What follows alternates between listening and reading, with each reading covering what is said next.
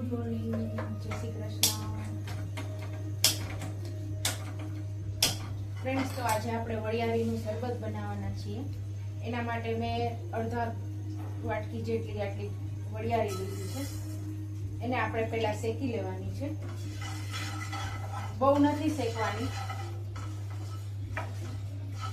આપણે એનો ભૂકો કરવાનો છે, એ એકદમ સરસ થઈ જાય એટલા માટે સેજ અમસ્તી શેકવાની છે, ગરમ થાય એવી, બહુ નથી શેકવાની વરિયાળીને।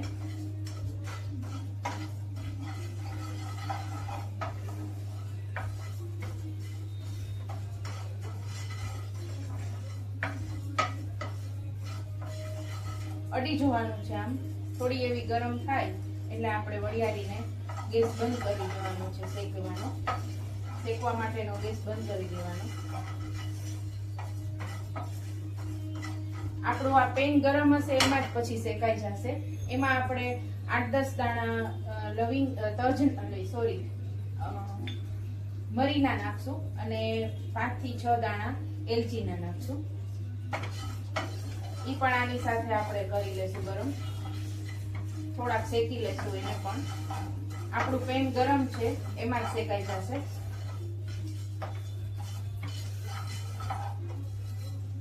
જો શેકાઈને ઠંડુ થવા દેવાનું છે, શેકી લેવાનું છે આવી રીતે। આપણું આ ઠંડુ થઈ ગયું છે મિક્સચર, એને એક મિક્સચર જારમાં લઈ લેશું। એની અંદર આપણે થોડીક સાકર એડ કરશું અને હવે એને ક્રશ કરી લેશું। ફ્રેન્ડ્સ, તો આપણો વરિયાળીનું મિક્સચર રેડી થઈ ગયું છે। એક આવી રીતે એકદમ ઝીણું કરવાનું છે, એક વાટકીમાં કાઢી લેશું।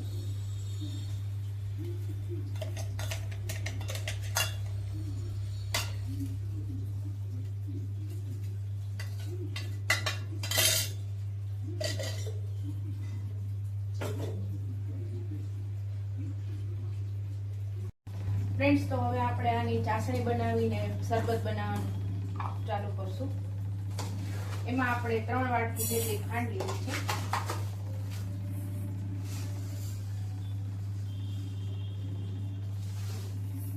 આશરે અડધો થી પોણો કિલો જેવી ખાંડ છે। પાણી નાખી દેશું ખાંડ ડૂબે એટલું જ।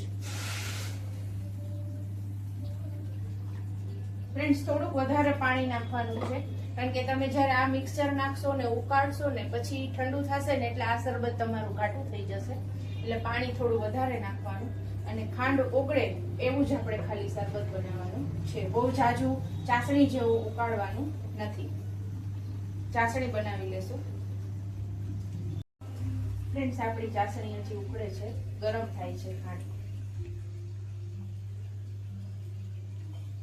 10 થી 15 મિનિટ થશે આને બનતા। 15 મિનિટમાં તમારી 10 મિનિટમાં ખાંડ ઓગળી જશે અને પછી તમારે એને થોડુંક ઉકાળવાની છે, બહુ ઘાટી ચાસણી નથી બનાવવાની।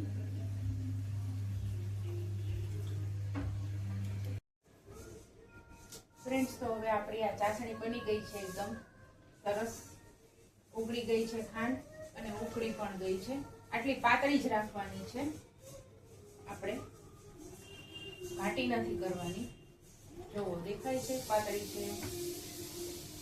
હવે આપણે એમાં આ પાવડર નાખી દઈશું। 3 થી 4 ચમચી જ નાખવાનો છે, જાજો નથી નાખવાનો। તમને જેટલી ખાંડનું ચાસણી બનાવી હોય એ પ્રમાણે તમારે મેજરમેન્ટ લઈ લેવાનું। હું અહીંયા 3 ચમચી 4 ચમચી નાખું છું। બાકીનો પાવડર આપણે સ્ટોરેજ કરીને રાખી દેશું, જ્યારે પાછું શરબત બનાવવું હોય ત્યારે આપણે પાવડર ન બનાવવું પડે અને આ નાખી અને આપણે ફટાફટ આપણું વરિયાળીનું શરબત રેડી કરી શકીએ છીએ। ફ્રેન્ડ્સ, એને આપણે આવી રીતે જ નાખી અને થોડી વાર માટે પાછું ઉકાળી લેવાનું છે, એટલે આપણી જે સાકર અંદર હતી એ ઓગળી જશે અને મરી અને એલચીનો ટેસ્ટ પણ અંદર ગરમ થશે ને એટલે એકદમ અંદર સરસ બેસી જશે। તો આપણે આ રીતે 1 જ મિનિટ માટે એને ગરમ કરી લેવાનું છે। 1 કે 2 મિનિટ માટે એને આવી રીતે ચલાવી અને આપણે ગેસ ઓફ કરી દેશું અને આની નાની અંદર જ્યાં સુધી ઠરે નહીં ત્યાં સુધી આપણે આ શરબતને આમ રાખી મૂકવાનું છે।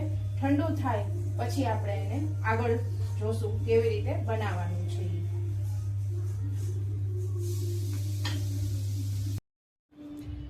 ફ્રેન્ડ્સ, તો આપણું શરબત છે ને તમે જુઓ રેડી થઈ ગયું છે, ઠંડુય થઈ ગયું છે.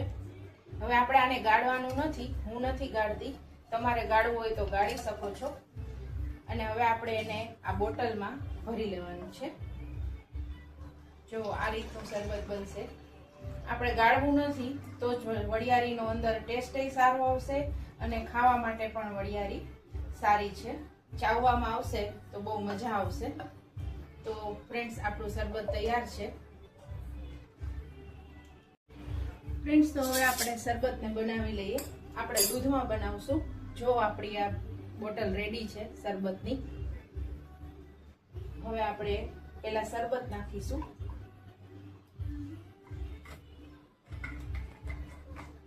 આપણું શરબત રેડી છે. એમાં આપણે 1 ચમચી ગુંદ કતીરા નાખશું. ગુંદ કતીરા ઉનાળામાં બહુ સારું હોય, ઠંડક આપે એવું હોય છે અને હાડકા માટે પણ સારું છે. 1 ચમચી આપણે સીડ્સ નાખશું, તકમરિયા કહેવાય, ઈ નાખેલા છે. દૂધ નાખી દેશું 1 ગ્લાસમાં.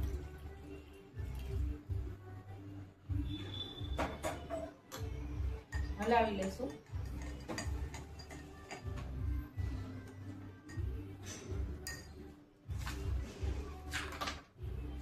એક બરફ નાખશું. ફ્રેન્ડ્સ, તો આપણું શરબત રેડી છે. પીવા માટે તમને કેવું આ બનાવી જોજો અને પછી તમને કેવું લાગે છે મને કોમેન્ટ કરીને કહો.